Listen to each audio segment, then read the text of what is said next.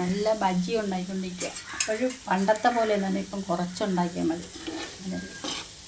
ചൂട് ബജിയും പണ്ടെല്ലാവരും പരിപ്പ് വടയും കട്ടനെന്ന് പറഞ്ഞാൽ ഇപ്പം പരിപ്പ് വടയ്ക്ക് പരിപ്പില്ലാത്തതുകൊണ്ടിട്ട് പരിപ്പ് വടയില്ല. അതിന് പകരമായിട്ട് മുളക് ബജി ഉണ്ടാക്കാം. മുളക് ബജിയല്ല, ഉള്ളി ബജി, സവാള ബജിയൊക്കെ എന്ന് പറയില്ലേ, അതെ, സവാള ബജി. നല്ല സവാള ബജിയും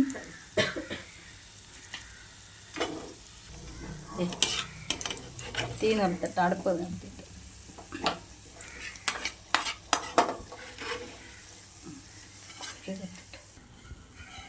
നമ്മളിതൊക്കെ ഉണ്ടാക്കുമ്പോഴേ ഇവിടെ കഴിക്കാനായിട്ട് നല്ല ചൂട് കട്ടൻ ചായ,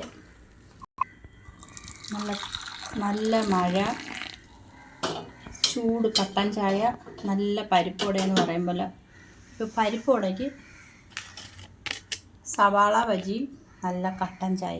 ഓടിവായോ, എല്ലാവർക്കും തരാം കേട്ടോ. എന്നടുത്ത് വന്നവർക്കെല്ലാം ഇത് തരാം. ഇതാണ് ഇന്ന് വൈകിട്ടത്തെ ചായ കുടിക്കും നമ്മൾ ഉണ്ടാക്കിയ സാധനം.